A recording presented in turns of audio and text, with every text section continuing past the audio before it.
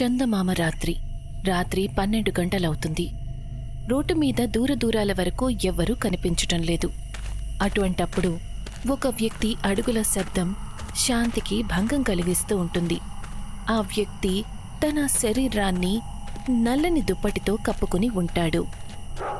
2 కుక్కలు ఎదురుగా వచ్చి తన మీద అరుస్తాయి. కాని అతను వాటిని పట్టించుకోకుండా ఒక ఇంటి దగ్గరికి వెళ్తాడు. ఒక పెద్ద కిటికీలో నుంచి అతను లోపలికి తొంగి చూస్తాడు. ఆ గదిలో ఎంతో అందమైన అమ్మాయి మైమరిచిపోయి నిద్రపోతూ ఉంటుంది. నా దిశ. అతను దొంగచాటుగా కిటికీలో నుంచి లోపలికి వెళ్తాడు. దగ్గర నుంచి దిశాని చూస్తూ ఉంటాడు. దిశ జుట్టు విరబూసుకుని ఉంటుంది. ఆ జుట్టు తలగడ మీద పడుంటాయి. మరికొన్ని తలగడ నుంచి కిందకి వేళ్లాడుతూ ఉంటాయి. ఆ అబ్బాయి కత్తిరతో కొంత జుట్టుని కట్ చేస్తాడు. ఆ తర్వాత సైలెంట్గా కిటికీలో నుంచి బయటికి వెళ్ళిపోతాడు. మరుసటి రోజు దిశాకి అబ్బాయి వాళ్లు చూసుకోవడానికి వస్తారు. వాళ్లందరూ హాల్లో కూర్చుని ఉంటారు. దిశ వాళ్ల కోసం టిఫిన్ తీసుకుని వస్తుంది. భలే అమ్మా దిశ, నువ్వు చాలా అందంగా ఉన్నావు. దానికి దిశ లైట్గా నవ్వుతుంది. దానికి ఆ అబ్బాయి మాధవ్ వాళ్లమ్మ, వెళ్ళు తల్లి, ఒకరితో ఒకరు కాసేపు మాట్లాడుకోండి, మేం కూడా ఈలోగా మాట్లాడుకుంటాము. అవును, మీరు సరిగ్గా చెప్పారు. వెళ్ళమ్మా దిశ, వెళ్ళి మాధవ్కి నీ గది చూపించు. దిశ ఇంకా మాధవ్ తన గదిలోకి వెళ్తారు. ఒక మాట అడగనా? మీకెవరైనా బాయ్ ఫ్రెండ్ ఉన్నారా? మీరు నన్ను చూడ్డానికొచ్చారా, లేక నా బాయ్ ఫ్రెండ్ గురించి ఇన్ఫర్మేషన్ తెలుసుకోవడానికొచ్చారా అని అంటూ దిశ నవ్వుతుంది. మాధవ్ కూడా నవ్వుతాడు. సరే, పర్వాలేదు. నేను నీకు హస్బెండ్ కాబోతున్నాను. ఇద్దరూ చాలాసేపు మాట్లాడుకుంటారు. ఒకరినొకరు ఇష్టపడతారు.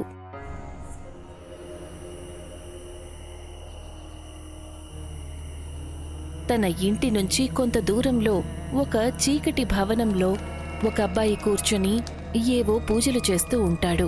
తన ఎదురుగా అగ్నిగుండం మండుతూ ఉంటుంది. చేతిలో ఒక నల్లని బొమ్మ ఉంటుంది. దానికి అతను కొంత జుట్టుని చుట్టి పెడతాడు. నువ్వు నా సొంతం. నా చేతిలో బొమ్మ ఇంకెవరి సొంతం కాలేవు.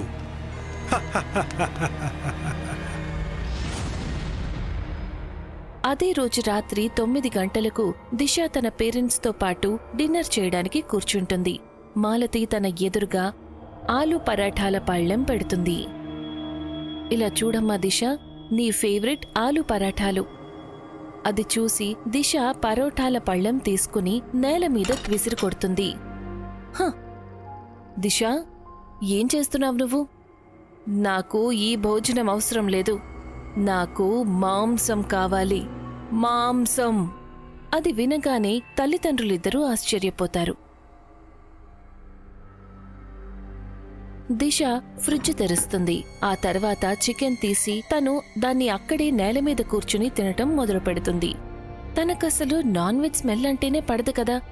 మరి ఉన్నట్టుండి ఇలా చికెన్ ఎందుకు తింటోంది? అది కూడా ఇంత విచిత్రంగా. 5 నిమిషాలలో చికెన్ ఖాళీ చేసిన తర్వాత దిశ తన గదిలోకి వెళ్ళిపోతుంది. ఇది కేవలం ప్రారంభం మాత్రమే. ముందు ముందు చాలా జరుగుతుంది.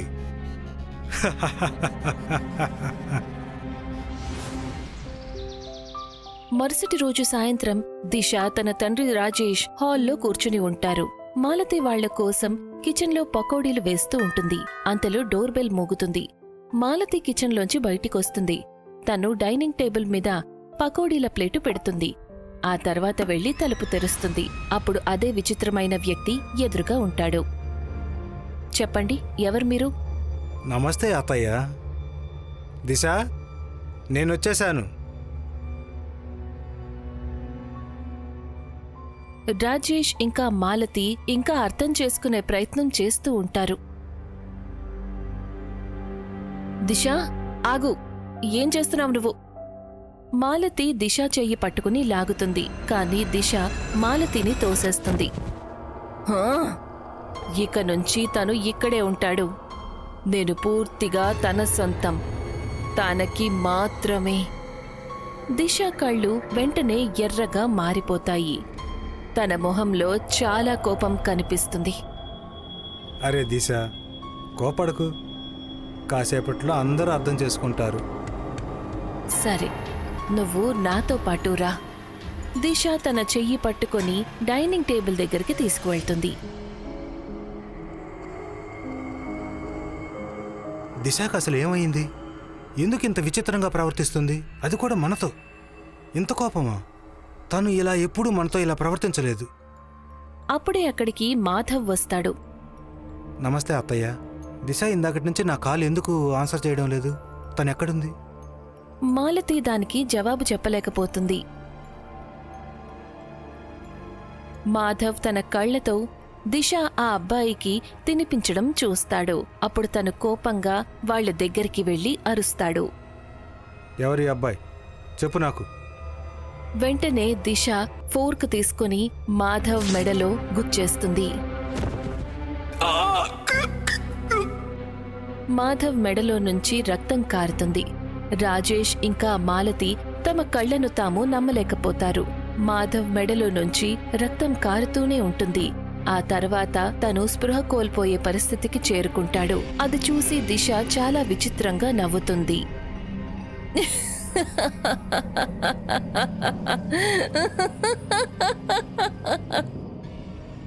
పద దిశ, ఇక మనం గదిలోకి వెళ్ళి కాసేపు మాట్లాడుకుందాం.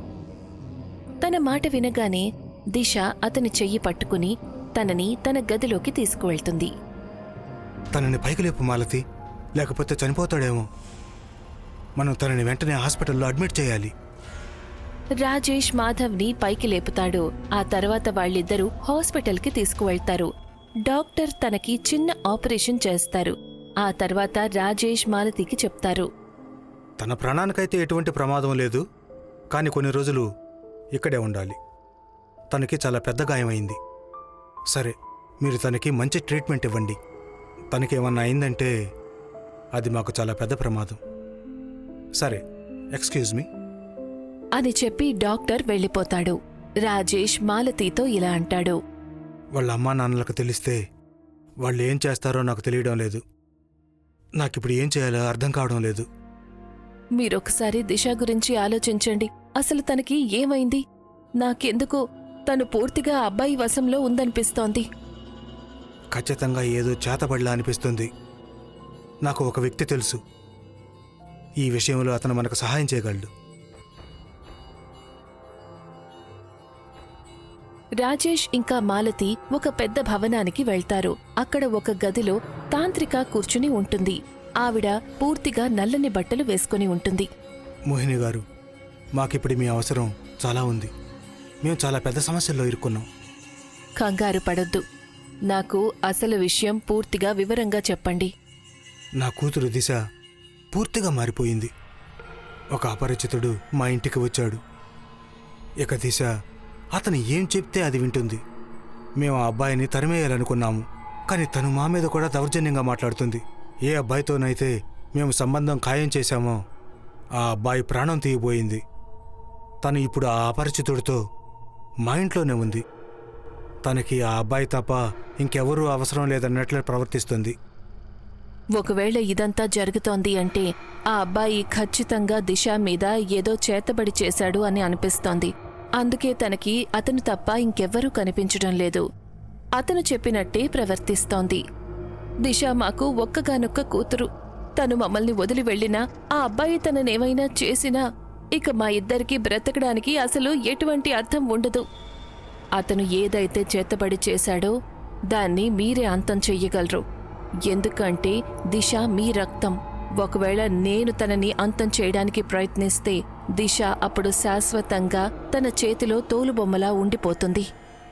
అయితే చెప్పండి, నేనేం చెయ్యాలి? మీ ఇంటి దగ్గర ఏదైనా మర్రి చెట్టు ఉందా? అవును, సరిగ్గా మా ఇంటి వెనక ఒక మైదానం ఉంది. అక్కడ ఒక మర్రి చెట్టు ఉంది. ఆ అబ్బాయి ఎలాగోలా దిశ జుట్టుని కత్తిరించి ఉంటాడు.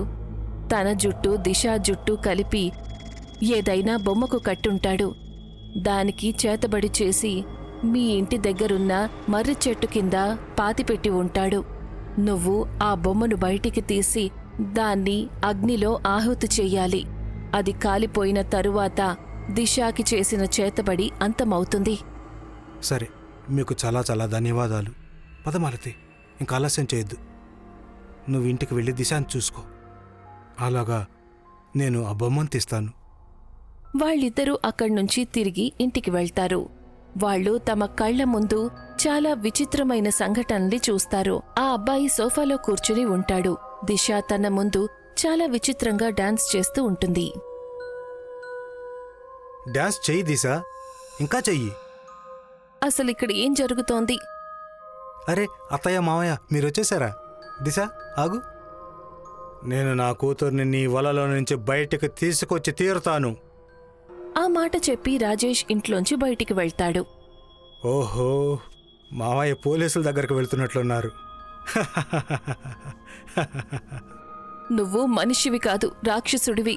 నా కూతుర్ని సరిచెయ్యి, లేకపోతే దీని ఫలితం చాలా దారుణంగా ఉంటుంది. నువ్వు మమ్మల్ని ఎంతగా బాధ పెడుతున్నావో భగవంతుడు నిన్ను అంతకంటే ఎక్కువే బాధ పెడతాడు. లేదు, నేను అటువంటిది ఏమీ చెయ్యను. నేను తనతో ఇంకా కాసేపు ఆడుకోవాలి. ఆ మాట వినగానే మాలతి భయపడుతుంది. అంతలో ఆ అబ్బాయి, పద దిశ, మేడ మీదకి వెళ్దాం. వద్దమ్మా దిశ. దిశ మళ్ళీ ఒకసారి వాళ్ళమ్మను తోసేస్తుంది. వాళ్ళిద్దరూ మేడ మీదకు వెళ్తారు.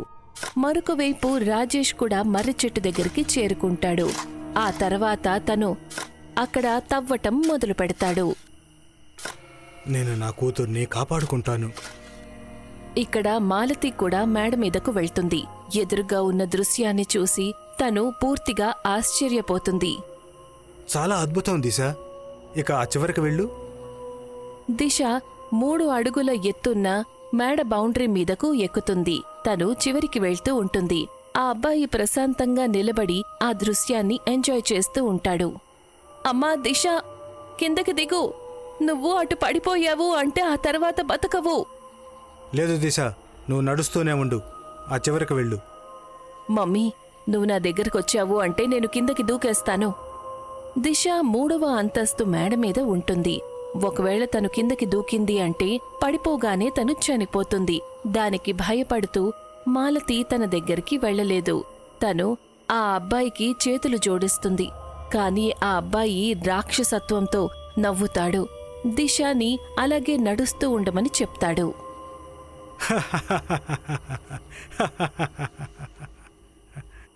దొరికింది, ఇప్పుడు దీన్ని కాల్చేస్తాను. వాతావరణం పూర్తిగా మారిపోతుంది. ఉన్నట్టుండి ఈదురుగాలులు మొదలవుతాయి. రాజేష్ పాకెట్లో నుంచి అగ్గిపెట్టి తీస్తాడు. ఎన్నోసార్లు వెలిగించినా కూడా అగ్గిపుల్ల వెలగదు. గాలి వల్ల అగ్గిపుల్లలు ఆరిపోతూ ఉంటాయి. వెలుగు.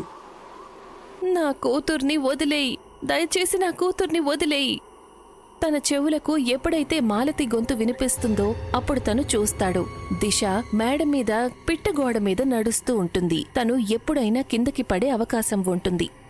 లేదు దిశ. తను ఆ బొమ్మను గోతిలో నుంచి తీసి ఇంట్లోపలికి వెళ్లి తిన్నగా కిచెన్లోకి వెళ్తాడు. దిశ, ఒక కాలు ముందుకు పెట్టు. వద్దమ్మా దిశ, దయచేసి అలా చెయ్యకు. దిశ వాళ్ళమ్మ వైపు చూసి నవ్వుతుంది. తన కళ్ళు చాలా ఎర్రగా మెరిసిపోతూ ఉంటాయి. తను ఒక కాలిని గాల్లోకి పెడుతుంది. అంతలో కిచెన్లోకి వెళ్లిన రాజేష్ బొమ్మని గ్యాస్ స్టవ్ మీద పెడతాడు. స్టవ్వుని వెలిగిస్తాడు.